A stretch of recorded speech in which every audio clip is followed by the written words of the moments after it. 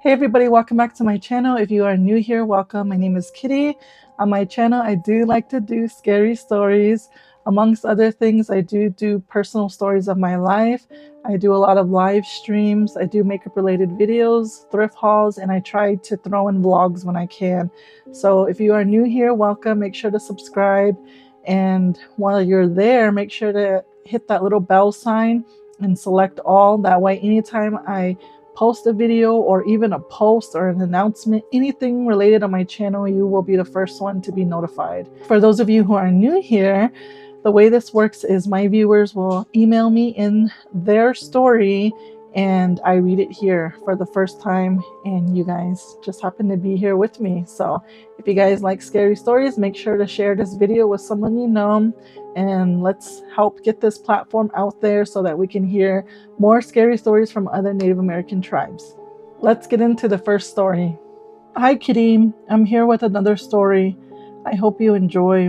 A little context. The wife now at the time when this story took place was a girlfriend. She can sense if there's spirits and she can see them as well. Forgot to add that into the story. I was working a 12-hour shift at the Morenci mine. I work as a haul truck driver and I had my 30-day evaluation that night. I wasn't alone. I was with a mentor. My mentor and I were making small talk throughout the night, listening to music, making the night go by faster. I asked my mentor, out of curiosity, "Do you believe in ghosts or spirits?" Thinking he didn't believe in it and was going to say no, my mentor told me, "At first I didn't, but I believe in them now." I said, "What made you change your mind to believe?" "The experience I had," he said, and proceeded to tell me this story. He was working as a customer support at the time. I think it was a grocery store or at the DMV in Tucson. One day, this guy came in and gave him a hard time. Basically, a Kevin, not his real name. He's a Karen, and Kevin was a guy version of a Karen. I just remember him telling me they were arguing, I don't know about what. That following week, him and his girlfriend was moving into this apartment. They were dating at that time. He was in the U-Haul getting the boxes on what was left while his wife was in their new apartment already. The guy he was arguing with the week prior at his work came up to him to apologize. My mentor ready to pick a fight when the Kevin came up to apologize.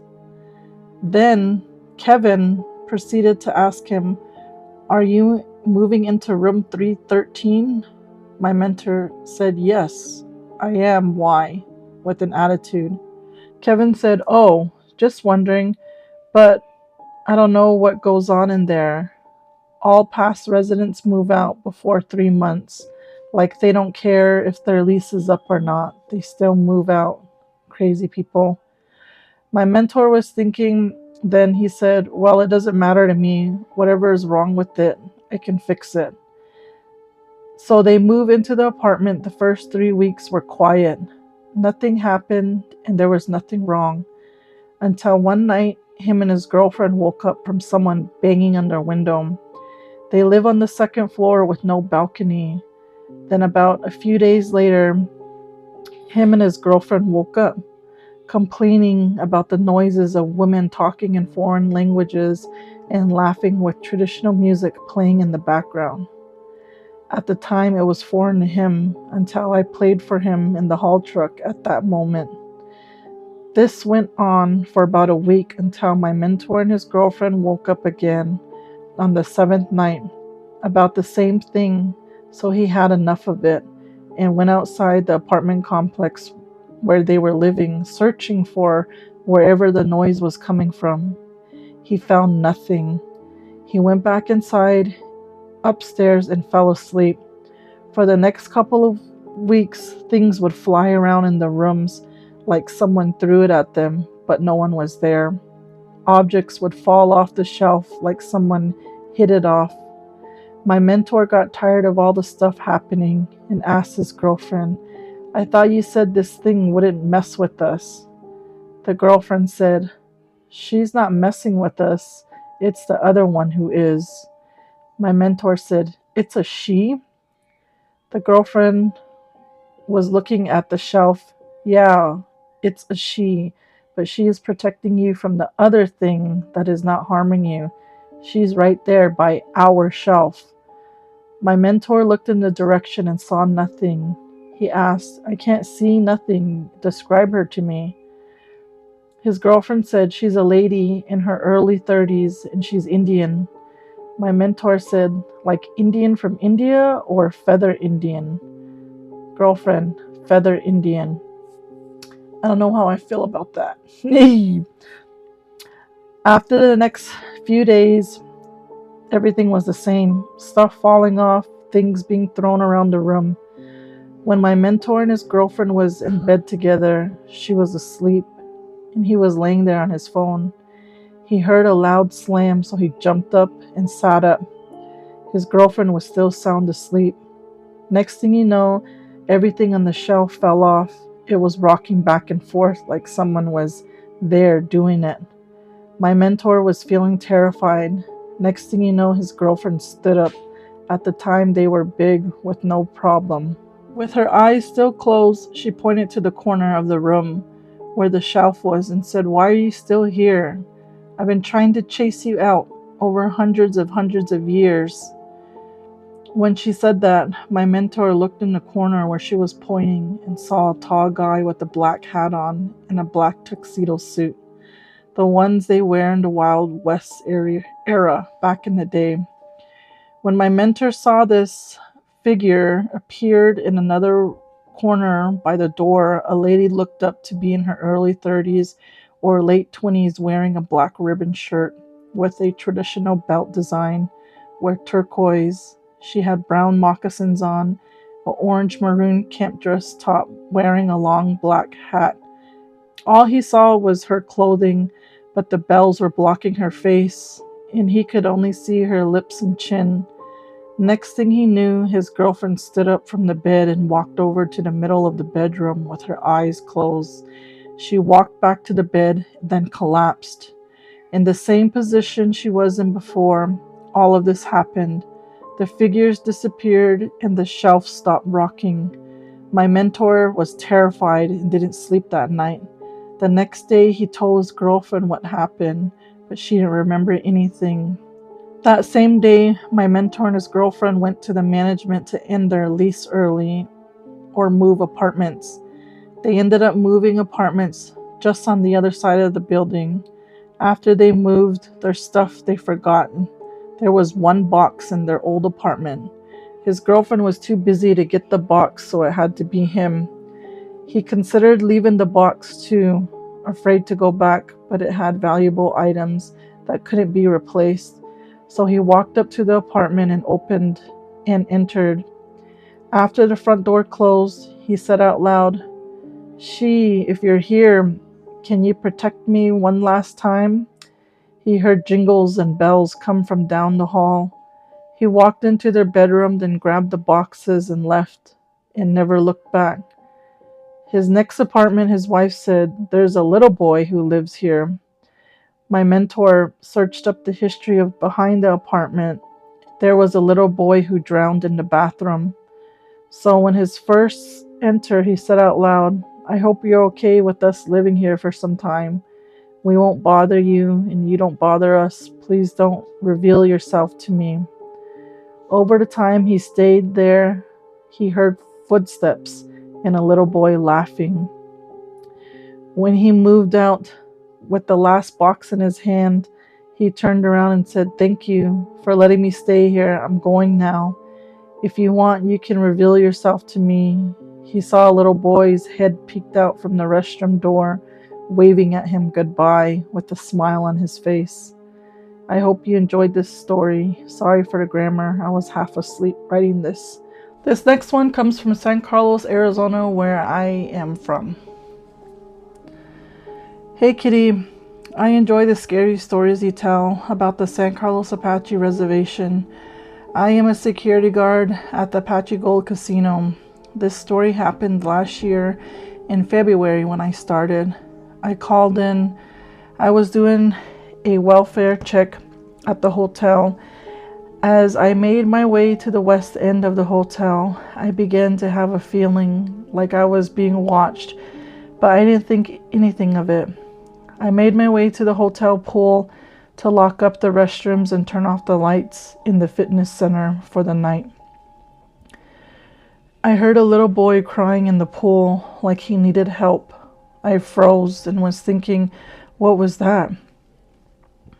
I began to walk backwards to the hotel as the screaming and crying got louder. As I got back to the hotel, I was thinking to myself, what if that crying or screaming was inside of one of these rooms? I checked and listened, but I didn't hear anything. It got so quiet. I didn't lock up the restrooms or the fitness center. I was so freaked out. Later that night, I explained everything to my coworker, and instantly he said that was Tommy Boy you experienced at the hotel. I was confused about who Tommy Boy was since I was new. My coworker explained who he was, and I got chills. I stayed away from the hotel for a while until I had the confidence to go again. I never experienced any paranormal activity until that night. I can send in more stories if you're interested. Yep, send in more stories. We want to hear stories. Yeah, I've never heard of Tommy Boy. I don't know if I mentioned him in the, when I first started doing these stories. One of my friends was sending in stories from the hotel, and I'm not sure if he mentioned Tommy Boy. I'm going to have to go back and rewatch. But if you are new here, we do have a playlist here full of scary stories. In the very beginning, it's me telling either my personal scary stories or of a friend or a family. And then we started this series. So if you want to go binge and listen to some scary stories, make sure to go check out that playlist and watch all of them. And give every single one of those videos a thumbs up for me while you're there. Let's do one more story because I'm hungry and it's time to eat. Let's go. One more. Hey Kitty, my name is Deshawn, and I'm wanting to share my Yanny story that I had witnessed as a little kid. And for those of you who are new, a Yanny in Navajo, it's not the full term, but it's a shorter term for a Skinwalker. So that's what it is. One summer in Cedar City, Utah, my older brother, our two friends, and me all walked away from my house to the library. This was a 4-mile walk. We were so young, but we didn't care. We got to hang out at the library all day, and finally we got bored, so we went to the grocery store across the library. We only had $10. We got something to eat, but my friend, we'll call him Jack, was crazy and stole a pack of fireworks. Not the fireworks. I think we all had sticky fingers when we were little. In Utah, they have their own little Paiute reservation that wasn't far from the library. We decided to head to the Paiute Kids' Park. We ended up lighting the fireworks there.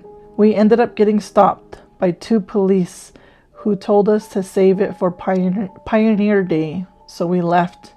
Our other friend, we'll call him Dylan, his dad owned a little green trailer on the Paiute reservation. That is where we walked as it was getting dark. We didn't want to walk home, so we ended up at his dad's trailer. We all decided to spend the night there. We got hungry and thirsty, so my older brother and Jack decided to use the neighbors' bikes to bike back to our house and bring back food for us. They left me and Dylan there, and it was dark at this time. As it was getting late and later in the night, my older brother and Jack never came back for us. We sat at the end of the trailer where there was a bright light that lit up the trailer, and as I looked up to the window, that was straight across from where we were sitting. I could see something that looked similar to a dog face staring at us. I was only 9 years old at the time, so I was scared, and I started crying as I grabbed a blanket to cover my friend and I. His dad used to carve dolls using woods, and we were sitting by a pile that wasn't used. I grabbed one and chucked it toward the window. The thing with the dog face ducked down like it was trying to dodge the hit when I tossed that wood. It came back up and stood back up and looked at us. I cried myself to sleep, and when we woke up, the sun was coming up. My friend and I left, and we walked all the way back to my house. Again, this was 4 miles. I never went back to the Paiute reservation again. Sorry if it's a short story. I just wanted to share one since I love watching your scary videos.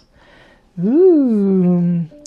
Yeah, I have never seen a Yanny, like a physical one, up close, up and personal, and nor do I ever want to see one. So thank you for sharing your story.